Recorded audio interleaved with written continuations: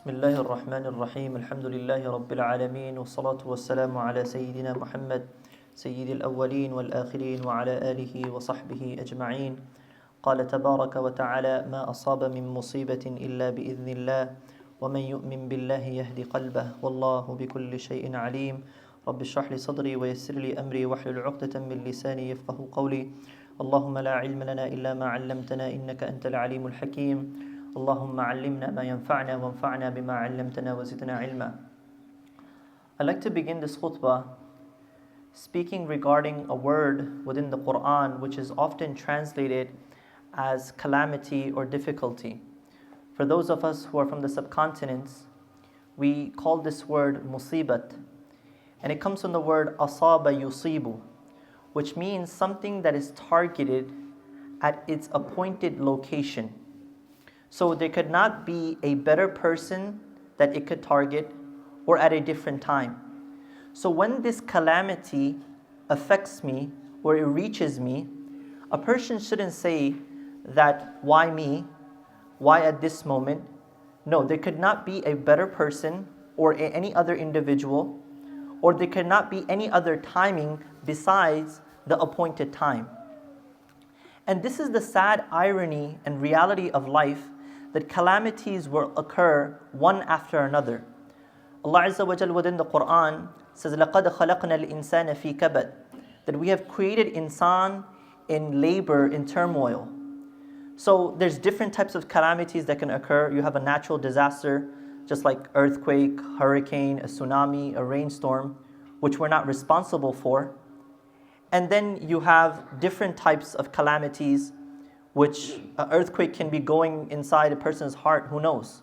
The family-related issue. And Allah Azza wa Jal speaks about this, مَا أَصَابَ مِن مُصِيبَةٍ فِي الْأَرْضِ وَلَا فِي أَنفُسِكُمْ. There's sometimes a tsunami that occurs, which affects everyone, and there could be an earthquake going on in my heart. There could be a disaster happening right in my home. And I wanted to speak about this because Quran is very wise regarding this issue. And there's different situations, different scenarios that I like to give for us to understand this. The first is that there's an earthquake or there's a tsunami or there's a flood and you were traveling and you didn't know and you got affected. Technically speaking, you're not responsible for that. But the second is when you're hearing the news just blasting and you hear them saying, everyone needs to evacuate from this location, everyone needs to leave. Please evacuate from this location because there's a hurricane coming. And you're saying, maybe, tomorrow morning I should go to the beach. If you get hurt or if anything happens, that's your baby. That's your problem. Don't blame anyone else besides yourself. And there's different level of extreme. If a person was to go to school and he was to fail his semester or fail his class and then get kicked out of the high school or the college, and then he says, oh, قَدَّرَ اللَّهُ شَاءَ وَمَا فَعَلَ. This is the decree of Allah, what can I do? It's not my fault. No, you didn't study and that's why you failed. Sometimes in our families, we have this issue where people like to pass verdicts on behalf of Allah subhanahu wa ta'ala. Oh, you know why you failed? Because you disrespect me. Parents will be like, you disrespect me, to their daughters or their sons. You don't listen to me, and that's why you failed your semester. Or you know why you got into an accident? There you go. I told you that's going to happen to you because you don't listen to me. No, I didn't get into an accident because I don't listen to you or because I got into a fight with my wife. I get into an accident because the truck didn't stop at the red light. It just continued and it hit me. It's like as if you got this email from Allah and this certificate where you can pass this verdict on behalf of Allah Azza wa Jal. So that's another level of extreme. But Allah Azza wa Jal teaches us within the Quran and He gives us this guidance within the Quran. And when you and I don't have this guidance, it doesn't matter even if we're praying, we're giving sadaqah, we're coming to the masjid, you might have this negative perception of Allah Azza wa Jal and this concept in the back of your mind which is incorrect. You see, Allah Azza wa Jal within the Quran, He speaks about this guidance. And I'll give you two examples. The first will be the physical element, and the second will be the moral aspect of it. So let's talk about the physical. If I was to just not look after my health and I eat whatever I feel like, I just eat carbs and sugary food every single day. And then when I hit the age of 45, I have diabetes. I have no one to blame besides myself. Because you never looked after your health. And therefore you got diabetes, cholesterol, high blood pressure, and the list just goes on if you're Daisy.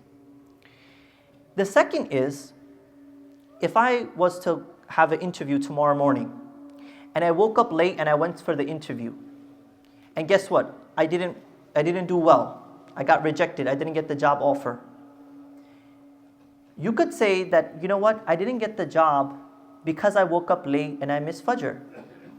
Who knows? That could be a possibility. But as a believer, my perspective should be that I didn't get the job because that job is not good for me. If it was good for me, Allah would have given it to me. You see, Allah is not there waiting to take revenge upon you. Allah is not there waiting for you to be making mistakes and for Him to come after you.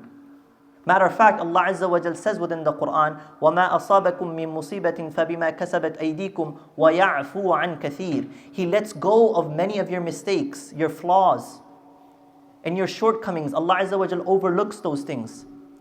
So Allah is not waiting over there for you to make a mistake and for Him to play this revenge game with you. Just like we human beings like to do that. If someone, did something wrong to me, I want to go again and do something wrong back to him. No, Allah is not there to do these things. مَا يَفْعَلُ اللَّهُ بِعَذَابِكُمْ إِن شَكَرْتُمْ وَآمَنْتُمْ. Allah doesn't get any benefit by punishing us, by afflicting us with calamity. He doesn't get any benefit. It doesn't exalt Him in His honor and His glory. One of the biggest spiritual crimes that you and I commit is that we use Allah Azza wa Jal in the negative to express my anger. So to my child or my wife or whoever it may be within my family, and we have this very often, oh, if you don't do that, Allah's going to punish you. If you don't pray, Allah's going to punish you. Oh, why did you eat that cookie without my permission? Allah's going to punish you. Everything's about do's and don'ts, and if you don't do this, Allah's going to punish you. Or the hellfire is made for you and Allah's going to throw you in the hellfire because you didn't listen to me. And guess what? When that child grows up to becoming a 15, 16-year-old kid, and you finally realize and reality sets in your heart that I don't actually have control over my child, and that child doesn't pray and he's rebellious, you're like, wait, but from a young age, I've been telling him about Allah. Well, what type of Allah were you telling him about? His perception regarding Allah is an angry figure. That, oh, if I don't do this, Allah's going to punish me. If I don't do that, Allah's going to punish me. I don't listen to my parents, Allah's going to punish me. You never introduced to that child Ar-Rahman Ar-Rahim. You never introduced to that child a merciful, compassionate Rabb and Lord. And one of the key elements when anyone is afflicted with a calamity or a tragedy is, what is the perception that I have regarding Allah? Do I think that, Allah is punishing me, He's Dhun Tiqam, He's Jabbar, because I didn't do this? Or do I think that, wait, whatever calamity I have been afflicted with, perhaps Allah has something planned greater for me in the future, and He is doing this out of His love for me, subhanahu wa ta'ala. I have a friend who at a very young age, he had diabetes. And that completely changed his life, to the extent that he was coming to Fajr Salah in the first saf every single morning. He was giving his family time. He started to learn how to read Quran. So was that a rahmah from Allah, or was that a adab, a punishment from Allah? That completely changed his life. And that's what Allah subhanahu wa ta'ala says within the Quran. مَا أَصَابَ مِن مُصِيبَةٍ إِلَّا بِإِذْنِ اللَّهِ وَمَن يُؤْمِن بِاللَّهِ يَهْدِ قَلْبًا. He who has iman, Allah guides his heart. Because the sad reality is, every single one of us sitting here have our own issues. So someone who suffers from obesity is thinking, if I get slim, that'll solve some problems. Other person is thinking some financial problems. Other person is thinking about his exams. Another person is thinking about some job career. And if I get that, I'll be happy. Well, you get that and there's something else that just occurs. Read the lives of the companions. Read the lives of the prophets. What are you reading? You're just reading problems after problems after problems.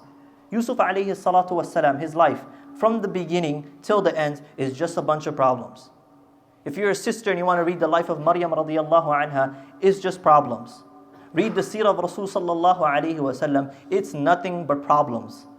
And how did they respond to those problems? That's where you and I get inspiration from.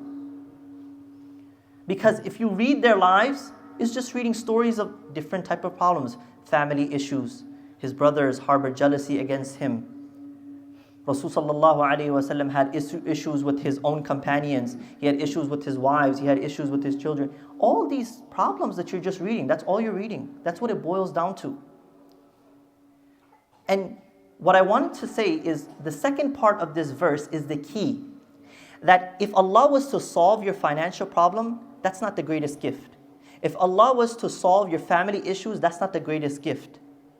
The greatest gift is that Allah grants you that guidance, that perception regarding Him subhanahu wa ta'ala. When you and I have that clear thought and clear mind that whatever situation I'm in is from the decree of Allah and Allah wants the best from me, that is the greatest form of guidance. Whatever situation I'm in, whether it gets resolved or not, I'm happy with Allah Azza wa Jal. I'm happy with whatever Allah subhanahu wa ta'ala has decreed for me. That's the greatest form of guidance. Not your financial issues or your family issues or your kids, whatever issues you have with them is resolved, but that Allah gives you that guidance. Because there's countless people that we know, they have problems. But guess what? They have a big smile on their face because they have accepted that whatever is going on in their life, this is from the guidance of Allah. وَمَن يُؤْمِن بِاللَّهِ يَهْدِ قَلْبَهُ وَاللَّهُ بِكُلِّ شَيْءٍ عَلِيمٌ. Allah knows regarding every single thing, and this is from the wisdom of Allah Azza wa Jal. May Allah Azza wa Jal give us the ability and give us and grant us that guidance and clarity and mind of thought. وَصَلِّ اللَّهُمَّ وَبَارِكَ عَلَى سَيِّدِنَا مُحَمَّدٍ وَعَلَى آلِهِ وَصَحْبِهِ أَجْمَعِينَ.